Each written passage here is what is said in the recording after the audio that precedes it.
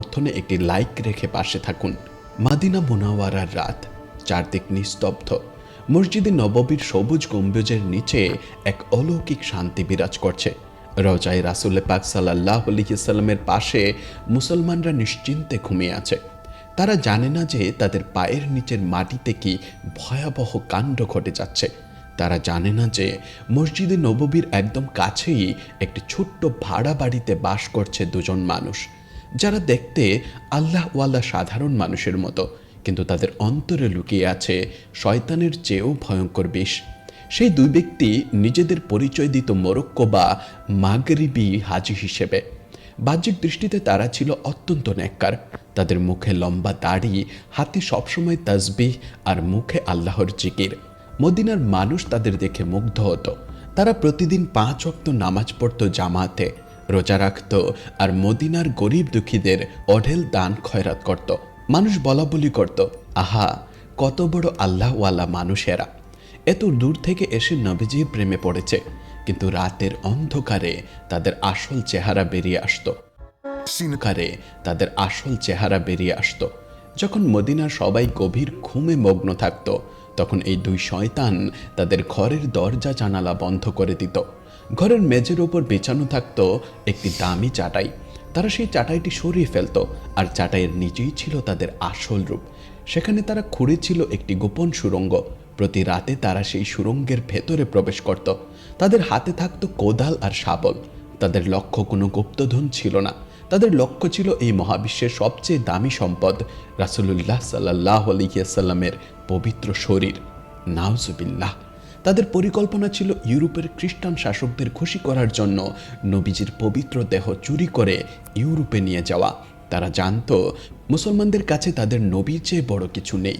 যদি তারা এই কাজে সফল হতে পারে, তবে মুসলমানদের মনোবল ভেঙে চুরমার হয়ে যাবে, আর সেই সুযোগে খ্রিস্টান বাহিনী সহজেই মুসলিম বিশ্ব দখল করতে পারবে। রাতের পর রাত তারা মাটি খুঁড়ত, কিন্তু মাটি ফেলবে কোথায়? যদি ঘরের সামনে মাটি জমে থাকে, তবে তো মানুষ সন্দেহ করবে। তাই তারা একটি শয়তানি বুদ্ধি বের করলো। তারা চামড়ার বড় বড় থলি বা ব্যাগ বানালো।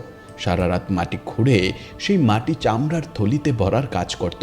আর যখন রাতের শেষ প্রহর আসতো, ফজরের আজানের ঠিক আগে, তখন তারা সেই মাটির বস্তা কাঁধে করে মদিনার বাইরে চলে যেত এবং নির্জন জায়গায় ফেলে আসতো। দিনের বেলা তারা আবার সেই নেককার সাজার অভিনয় করত। এভাবে দিনের পর দিন, রাতের পর রাত কেটে গেল। তাদের সেই নাপাক সুড়ঙ্গ ধীরে ধীরে রওজা শরীফের দিকে যেতে লাগলো। তারা হিসাব করে দেখলো তাদের বাসা থেকে রওজা শরীফের দূরত্ব আর মাত্র কয়েক গজ বাকি, আর হয়তো 1 সপ্তাহ বা আরও কম সময়। তারপরেই তারা পৌঁছে যাবে সেই পবিত্র দেওয়ালের কাছে। তারা আনন্দে আত্মহারা হয়ে উঠল। তারা ভাবল তাদের মিশন সফল হতে যাচ্ছে। তারা পরিকল্পনা করে ফেলল কিভাবে দেহ মুবারক বের করবে, কিভাবে মদিনার বাইরে নিয়ে যাবে এবং কিভাবে জাহাজে করে পালানোর ব্যবস্থা করবে। সবকিছু তাদের পরিকল্পনা মতোই এগুচ্ছিল, কিন্তু তারা একটা কথা ভুলে গিয়েছিল। তারা ভুলে গিয়েছিল যে যিনি জীবিত অবস্থায় আল্লাহর প্রিয় ছিলেন, ওয়াফাতের পরে তিনি আল্লাহর কাছে সর্বাধিক প্রিয়। আল্লাহ নিজেই ঘোষণা দিয়েছেন তার হাবিবকে রক্ষা করার, আর আল্লাহ যখন কাউকে রক্ষা করার দায়িত্ব নেন, তখন পৃথিবীর কোনো শক্তি তার ক্ষতি করতে পারে না। মদিনা থেকে হাজার হাজার মাইল দূরে সিরিয়ার রাজধানী দামেস্কে, সেখানে রাজত্ব করতেন মুসলিম বিশ্বের অন্যতম শক্তিশালী এবং পরহেজগার শাসক সুলতান নুরুদ্দিন জঙ্গি রহমতুল্লাহি আলাই। তিনি ছিলেন ক্রুসেডারদের আতঙ্ক। কিন্তু সেই রাতে দামেস্কের রাজপ্রাসাদে সুলতানের ঘুম আসছিল না। রাতের প্রথম প্রহরে সুলতান ঘুমিয়েছিলেন। হঠাৎ তিনি এক ভয়ঙ্কর স্বপ্ন দেখে ধরফর করে জেগে উঠলেন। তার পুরো শরীর ঘামে ভিজে গেছে। বুকের ভেতরটা কামারশালার হাফরের মতো ওঠানামা করছে। তার চোখ দিয়ে অঝরে পানি ঝরছে। তিনি স্বপ্নে যা দেখলেন তা কোনো সাধারণ স্বপ্ন ছিল না। তিনি স্বপ্নে স্বয়ং রাসূলুল্লাহ সাল্লাল্লাহু আলাইহি ওয়াসাল্লামকে তার সামনে দাঁড়িয়ে থাকতে দেখলেন। কিন্তু নবীজির চেহারা মুবারক ছিল মলিন, সেখানে গভীর উদ্বেগের ছাপ। নবীজি সুলতানের দিকে তাকিয়ে আঙ্গুল দিয়ে দুজন লোককে দেখাচ্ছেন। সেই লোক দুটির চেহারা ছিল লালচে বা সোনালি রঙের, আর তাদের চোখ ছিল নীল। নবীজি সুলতানকে উদ্দেশ্য করে আর্তনাদের সুরে বললেন, মাহমুদ, আমাকে এই কুকুরদের হাত থেকে বাঁচাও, এরা আমাকে কষ্ট দিচ্ছে। সুলতান চিৎকার করে বিছানায় উঠে বসলেন। তার কানে বাজছে নবীজির সেই আর্তনাদ, আমাকে বাঁচাও। তিনি বুঝতে পারলেন না এর মানে কি। নবীজি তো ইন্তেকাল দিতে পারে। সুলতান অজু করলেন, নামাজ পড়লেন, আল্লাহর কাছে কান্না করলেন, তারপর মনকে শান্ত করে আবার শুয়ে পড়লেন। কিন্তু শোয়ার কিছুক্ষণ পরেই আবার সেই একই স্বপ্ন, হুবহু একই দৃশ্য। নবীজি আবার এলেন, আবার সেই লাল চেহারা আর নীল চোখের দুই শয়তানকে দেখালেন আর বললেন, মাহমুদ আমাকে বাঁচাও। সুলতান আবার জেগে উঠলেন। এবার তার ভয় আরও বেড়ে গেল।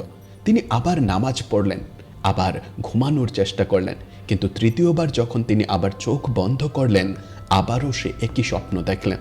এক রাতে 3 বার, প্রতিবারই নবীজির সেই বেকুল আহ্বান। এবার সুলতান আর বিছানায় থাকতে পারলেন না। তিনি চিৎকার করে বললেন, নবীজি বিপদে আছেন, আর আমি এখানে আরাম করে ঘুমাচ্ছি। আমার আর ঘুমানো সাজে না। রাতের শেষ প্রহরে ফজরের আজানের ঠিক আগে সুলতান তার প্রধান উজিয়া এবং সবচেয়ে বিশ্বস্ত বন্ধু জামালউদ্দিন মৌসুলিকে ডেকে পাঠালেন। জামালউদ্দিন ছিলেন অত্যন্ত জ্ঞানী এবং বিচক্ষণ মানুষ। তিনি সুলতানের অবস্থা দেখে ঘাবড়ে গেলেন। সুলতানের চোখ লাল, মুখ ফ্যাকাশে। সুলতান কাঁদতে কাঁদতে উজিরকে স্বপ্নের কথা খুলে বললেন। তিনি বললেন, এক রাতে 3 বার নবীজি আমাকে ডেকেছেন। তিনি আমাকে ওই 2 নীল চোখের লোক থেকে তাকে বাঁচাতে বলেছেন। আমি এখন কি করব? এর মানে কি? উজির গভীর চিন্তায় মগ্ন হলেন। তারপর তিনি গম্ভীর কণ্ঠে বললেন, ইয়া সুলতান, এটি কোনো সাধারণ স্বপ্ন নয়। এটি আল্লাহর পক্ষ থেকে এক বিশেষ সিগন্যাল বা বার্তা। মদিনা মুনাওয়ারায় নিশ্চয়ই কোনো ভয়ঙ্কর বিপদ এসেছে এবং আল্লাহ পাক আপনাকে বেছে নিয়েছেন তার হাবিবকে রক্ষা করার। আপনি এক মুহূর্ত আর দেরি করবেন না, এক্ষুনি মদিনার পথে রওনা দিন। সুলতান বললেন, কিন্তু আমি সেই 2 লোককে চিনব কিভাবে? মদিনায় তো হাজার হাজার মানুষ। উজির বললেন, সেটা মদিনায় গিয়ে দেখা যাবে, আগে আমাদের পৌঁছাতে হবে। আর হ্যাঁ, এই সফরের কথা কেউ যেন না জানে। এটা হবে একদম গোপন মিশন। যদি শত্রুরা টের পায় তবে তারা পালিয়ে যাবে বা সতর্ক হয়ে যাবে। সুলতান নুরুদ্দিন জাহাঙ্গীর তৎক্ষণাৎ সিদ্ধান্ত নিলেন। তিনি তার 20 জন বাছা বাছা শক্তিশালী অশ্বারোহী সৈনিক এবং উজিরকে সাথে নিলেন। সাথে আরও নিলেন প্রচুর স্বর্ণমুদ্রা এবং দামি উপহার।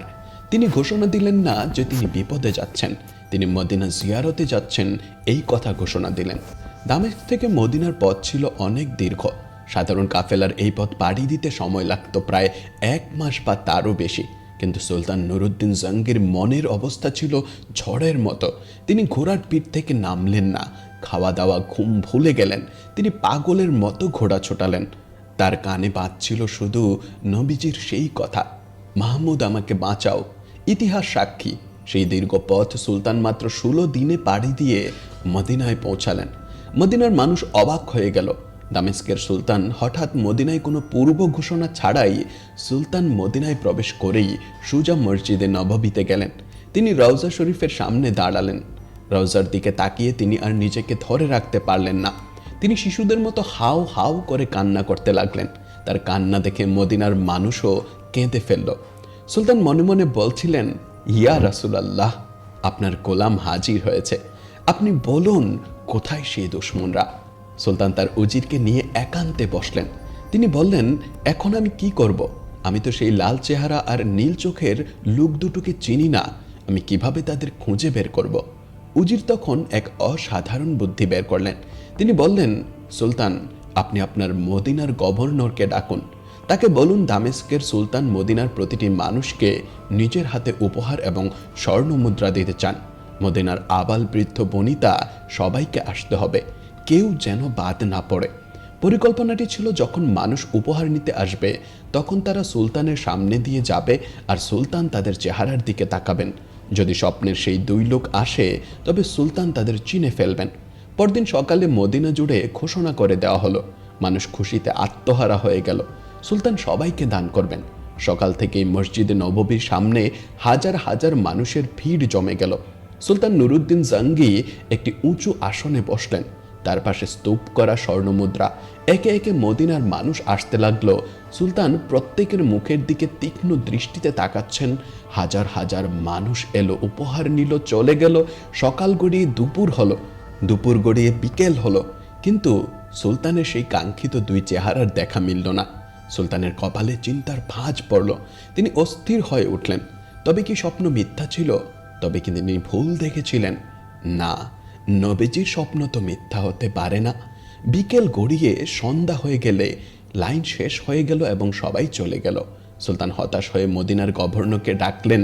তিনি জিজ্ঞেস করলেন, হে গভর্নর, সত্যি করে বলো, মদিনার সব মানুষ কি এসেছে?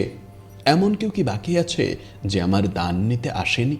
গভর্নর একটু ভেবেচিন্তে বললেন, না সুলতান, আমার তো মনে হয় সবাই এসেছে, কেউ বাদ নেই। সুলতান বললেন, ভালো করে মনে করে দেখো, এমন কেউ কি আছে যারা মানুষের সাথে মেশে না বা নতুন কেউ এসেছে? তখন গভর্নর হঠাৎ চমকে উঠে বললেন, হ্যাঁ হুজুর, মনে পড়েছে, দুজন মানুষ বাকি আছে। তারা মরক্কো থেকে আসা হাজি। তারা খুব বড় মানুষ। তারা রওজা শরীফের কাছেই থাকে। তারা কারো দান নেয় না, বরং তারাই মানুষকে দান করে। তারা সারা দিন ইবাদত করে, তাই হয়তো তারা আসেনি। মরক্কো থেকে আসা রওজার কাছে থাকা কারো দান নেয় না, এই কথাগুলো শোনা মাত্রই সুলতানের বুকের ভেতরটা ধক করে উঠল। তার ষষ্ঠ ইন্দ্রিয় বলে উঠল, এরাই তারা। সুলতান গর্জন করে উঠলেন, তাদের এখনই আমার সামনে হাজির করো, আমি তাদের দেখতে চাই। গভর্নর বললেন, হুজুর, ওরা তো আসবে না, ওরা খুব সাধু মানুষ। সুলতান বললেন, আমি তাহলে নিজে যাব। চলো, আমাকে তাদের বাড়ি দেখাও। সুলতান উজির এবং সৈন্যরা মিলে দ্রুত পায়ে সেই বাড়ির দিকে রওনা দিলেন। বাড়িটি ছিল একদম মসজিদে নববীর দেয়াল ঘেঁষে। সুলতান যখন সেই বাড়ির দরজায় পৌঁছালেন, তখন তার হৃদস্পন্দন বেড়ে গেল। তিনি কি সঠিক পথে আছেন? সুলতান ঘরে ঢুকে দেখলেন দুই ব্যক্তি বসে আছে। তাদের হাতে তাসবিহ এবং সামনে কুরআন শরীফ। দেখলেই মনে হয় ফেরেশতার মতো মানুষ। কিন্তু সুলতান যখন তাদের মুখের দিকে তাকালেন, তখন তিনি শিউরে উঠলেন। হ্যাঁ, এরাই তো তারা। সেই কালচে গায়ের রং, সেই নীল চোখ। নবীজি স্বপ্নে এদের কথাই বলেছিলেন। সুলতানের চোখের পানি শুকিয়ে গেল। সেখানে জ্বলে উঠল এক ভয়ঙ্কর আগুনের শিখা। সুলতান তাদের দিকে তাকিয়ে হুঙ্কার দিয়ে বললেন, তোমরা কারা? সত্যি করে বলো, তোমরা মদিনায় কেন এসেছ? তারা খুব শান্ত গলায় বলল, হুজুর, আমরা তো সাধারণ মুসাফির, হজ করতে এসেছি, আর নবীজির প্রেমে পড়ে মদিনায় থেকে গেছি। আমরা ইবাদত ছাড়া তো আর কিছুই করি না। সুলতান বললেন, মিথ্যে কথা। তোমরা কি সত্য বলবে নাকি আমি জল্লাদকে ডাকবো? তারা তবু একই কথা বলতে লাগলো, কসম খেতে লাগলো। সুলতান তখন দ্বিধায় পড়ে গেলেন। বাহ্যিক কোনো প্রমাণ নেই। তখন সুলতান ঘরের মেঝের দিকে তাকালেন। সেখানে একটি কার্পেট বা চাটাই বিছানো ছিল। সুলতানের মনে খটকা লাগলো। তিনি সৈন্যদের হুকুম দিলেন, ওই চাটাই সরাও। সুলতানের হুকুমে সৈন্যরা যখন মেঝের উপর থেকে সেই দামি কার্পেটটি এক টানে সরিয়ে ফেলল, তখন ঘরের পরিবেশ মুহূর্তের মধ্যেই বদলে গেল। কার্পেটের নিচে সাধারণ মাটির মেঝে দেখা যাচ্ছিল না, সেখানে ছিল একটি বড় কাঠের পাটাতন। সুলতান ইশারা করলেন, সৈন্যরা সেই কাঠের পাটাতনটি সজোরে তুলে ফেলল। আর তখনই উপস্থিত সবার চোখ যেন কপালে উঠে গেল। তাদের মুখ দিয়ে অস্ফুট চিৎকার বেরিয়ে এলো। তারা দেখল সেই পাটাতনের নিচে হা করে আছে এক বিশাল গভীর অন্ধকার গর্ত। সাধারণ কোনো গর্ত নয়, এটি একটি সুড়ঙ্গ, যার মুখটা ঘরের ভেতরে, কিন্তু এর শেষ কোথায় কেউ জানে না। সুলতান নুরুদ্দিন জাঙ্গি সেই গর্তের কিনারায় দাঁড়ালেন। তিনি এক হাতে বিশাল একটা মশাল নিলেন এবং সুড়ঙ্গের ভেতরে তাকালেন।